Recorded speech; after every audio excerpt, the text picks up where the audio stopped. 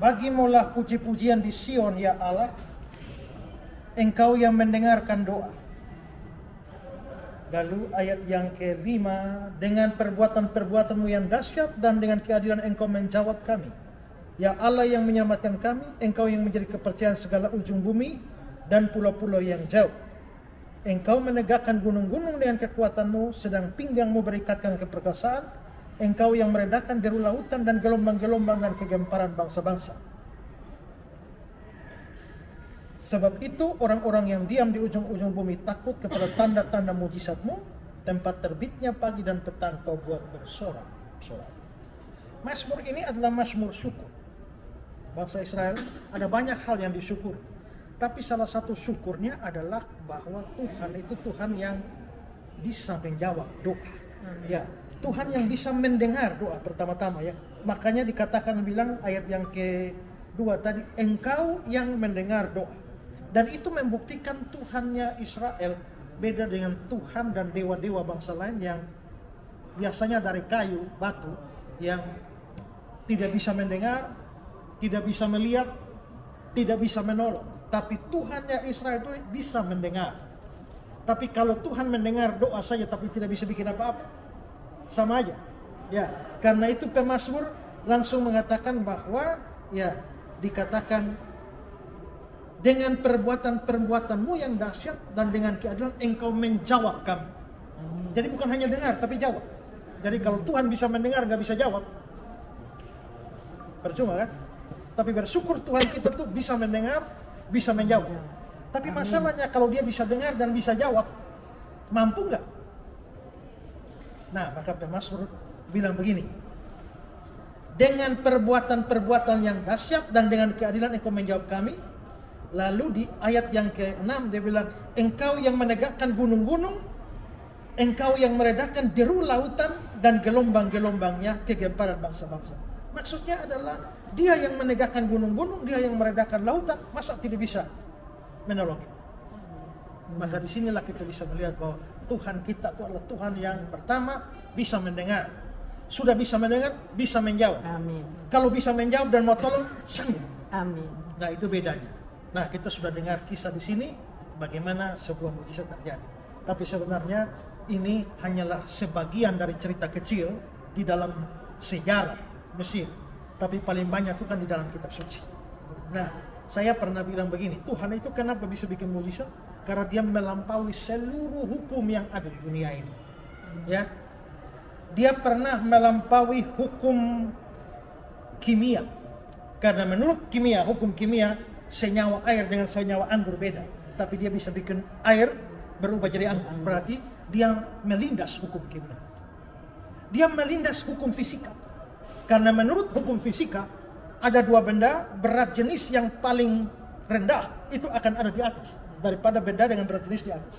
Maka air itu ada berat jenisnya. Tapi begitu gabus atau busa yang lebih ringan, maka busa itu akan di atas terakhir. Kalau ada minyak kita tuang ke air, bukan minyak di bawah air, tapi minyak di atas air. Kenapa? Berat jenisnya minyak lebih ringan. Tapi kalau batu kita buang ke air, berat jenis batu lebih besar, maka batu akan di bawah. Kalau buang saya ke air, berat jenisnya lebih berat dari air, maka saya akan di bawah.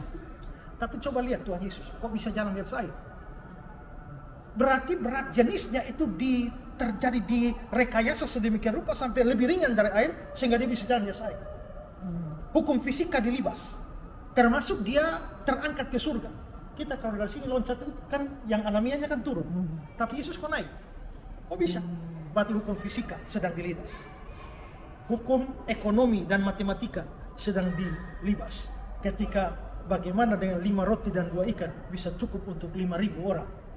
Ya, yang makan kira-kira 7.500. Kalau 5.000 laki-laki tambah perempuan tambah anak-anak bisa 7.000, bisa lebih dari itu.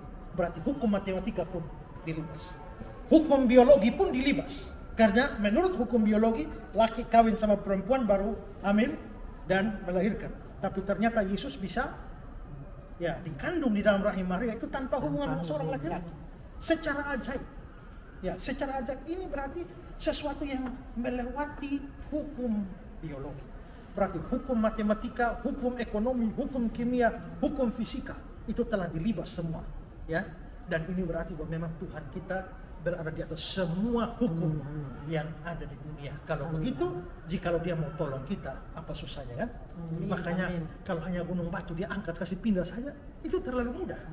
Ya, sebenarnya teks itu, apabila kamu punya iman sebesar biji sesawi, pindahkan gunung ini, perintah pindah. Sebenarnya ayat itu tidak bermakna harfiah. Itu kiasan, artinya beban kita sebesar apapun, masalah sebesar apapun, dengan iman yang kecil, itu bisa terangkat.